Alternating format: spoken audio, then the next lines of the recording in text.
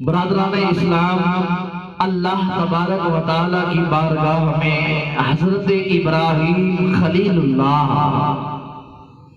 آپ نے عرض کیا ربی ارنی کیف تحیی الموتی، اے میرے پروردگار مجھے تو دکھا کہ تو مردوں کو کیسے زندہ کرتا ہے۔ یہ سوال آپ نے کیوں کیا؟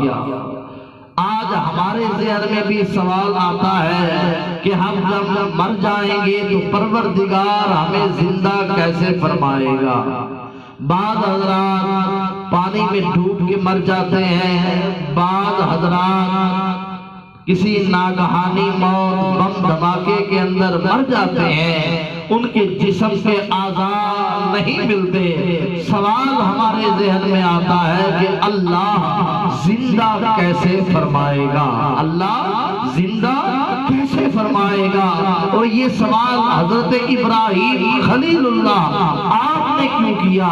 آپ جا رہے تھے ایک دریا کے کنارے، آپ نے دیکھا ایک جانور مرا ہوا ہے، آدھا دریا کے کنارے باہر پڑا ہے، خشکی پہ پڑا ہے، آدھا دریا کے اندر پڑا ہے۔ ادھر سے آبی جاندار کھا رہے ہیں، ادھر سے جنگل کے درندے کھا رہے ہیں، اوپر سے کچھ اور چیلے اور جاندار آ کر اسے کھا رہے ہیں۔ آپ نے جب دیکھا ذہن میں خیال آیا کہ اے اللہ تو بھی مردوں کو زندہ فرمائے گا تو اس کا ایک ایک عضو، کوئی پانی میں ہے، کسی کے پیٹ میں ہے، کسی جنگلی درندے کے پیٹ میں ہے، کچھ کہاں چلا گیا، کچھ کہاں چلا گیا۔ اے مولا ربی ارنی کیف تحیی الموتی، اے اللہ تو مردوں کو زندہ کیسے فرمائے گا؟ تو رب کائنات نے فرمایا قالا اولم تؤمن، اے ابراہیم کیا تیرا ایمان مجھ پہ نہیں؟ آپ نے فرمایا بلا مولا کیوں نہیں، ولکن لیطمئن قلبی۔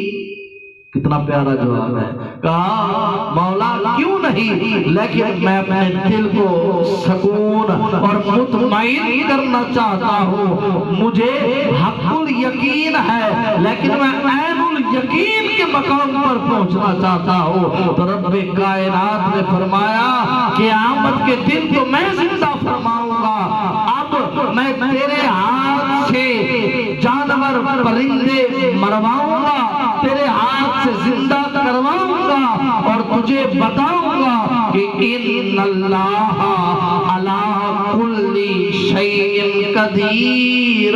اللہ تبارک و تعالیٰ نے ابراہیم خلیل اللہ کو فرمایا قال فخذ اربعة من الطير فصرهن إليك ثم اجعل على كل جبل منهن جزءا۔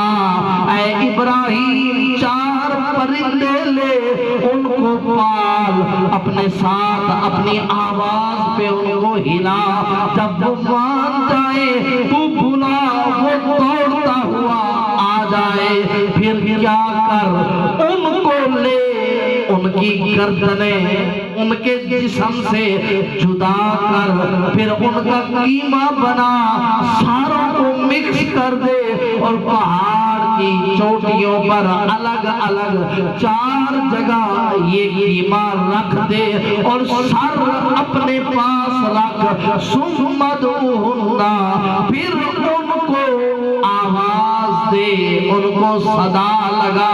وہ پرندے کون سے تھے؟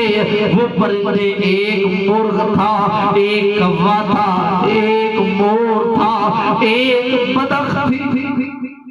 ابراہیم خلیل اللہ نے اللہ کے حکم سے اب ان پرندوں کو پالا، جب آواز پہ وہ آ جاتے پھر ان کو ذبح کیا، گردنوں کو جدا کیا، گوشت کو آپس میں ملایا، قیمہ بنایا، پہاڑوں پہ ٹکایا، اپنے ہاتھ میں ان کے سر رکھے، ثم ادعوہن یاتینک سعیا، پھر اللہ کے حکم سے ان کو بلایا، ادھر سے قیمہ اٹھا، ادھر سے قیمے کا ٹکڑا اٹھا، سیدھا ابراہیم خلیل اللہ کے پاس آیا، آگے سر جڑا اور کلمہ سنا رہا تھا۔